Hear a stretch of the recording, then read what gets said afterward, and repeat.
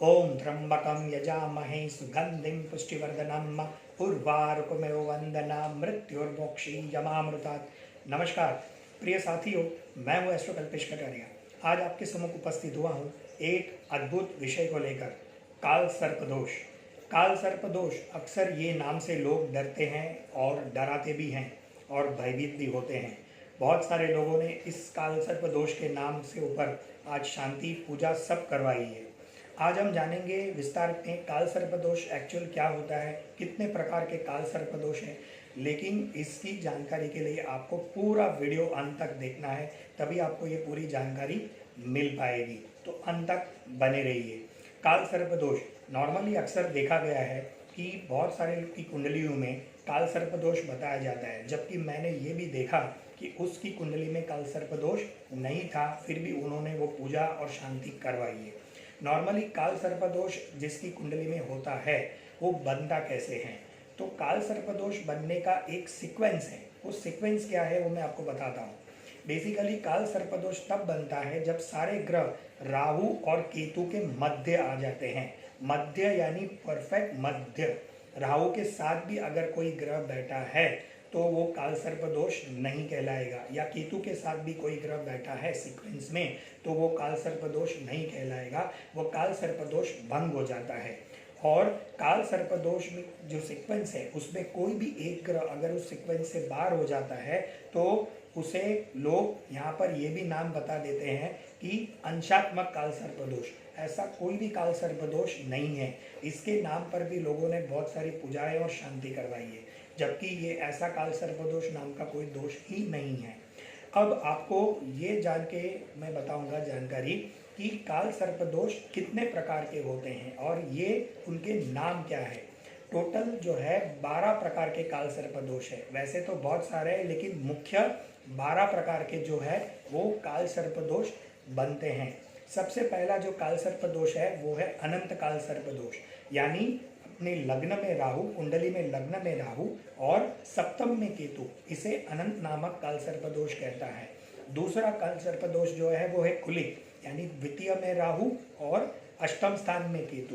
तीसरा काल सर्प दोष जो है वो है वासुकी, यानी तीसरे हाउस में, थर्ड हाउस में, तीसरे भाव में राहु और 9वें स्थान में यानी भाग्य स्थान में केतु।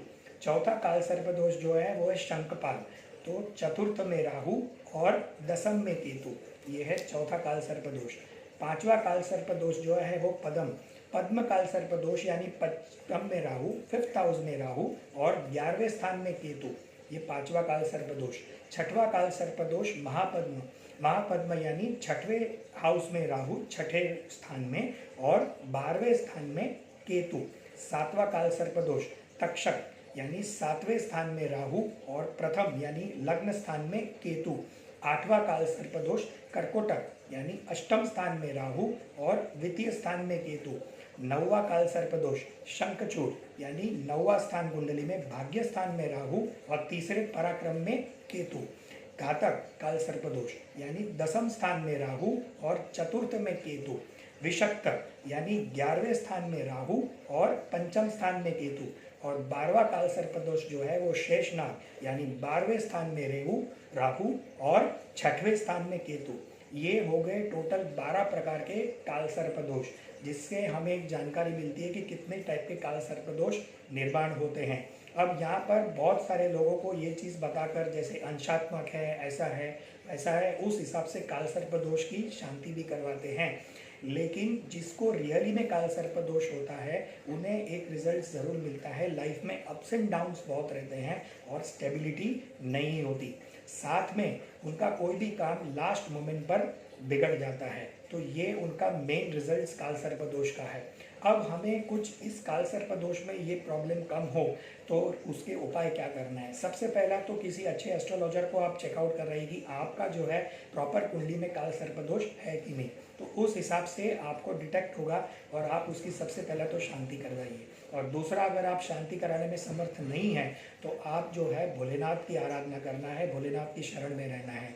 आपको रोज़ शिवलिंग के ऊपर पंचामृत चढ़ाना है, जल चढ़ाना है, साथ में आप वहाँ पर किसी भी सोमवार के दिन एक चांदी का नाग और नागिन, यानी एक जोड़ा चांदी का नाग और नागिन का उसके ऊपर रख देना है और उसके ऊपर पंचामृत चढ़ाना है, गंगा जल चढ़ाना है, साथ में उसके ऊपर काले तिल चढ़ाने हैं, इत्र चढ़ाना है, भस्म चढ़ाना है, बिल्व पत्र चढ़ाना है। इस तरह से उनकी पूजा करके उसके बाद वो जोड़े को आप जो है किसी बहते जल में प्रवाहित कर सकते हैं या कुएं में जो है प्रवाहित कर सकते हैं। इससे आपको काफ़ी लाभ होगा। तो आशा करता हूँ आप ये उपाय करेंगे और आपकी ज़िंदगी में ये जो उपाय करके काफ़ी अच्छी खुशहाली और इसका रिज़ल्ट आप ज़रूर पाएंगे। आप ये वीडियो जो है आपके फ्रेंड्स को शेयर करना, इस चैनल को आप सब्सक्राइब करें ताकि आपको कभी भी इसके अपडेट्स डेफिनेटली मिलते रहेंगे। तो आप ये उपाय करें और आपकी ज़िंदगी में सफलता पाएं। भोलेनाथ की जय हो।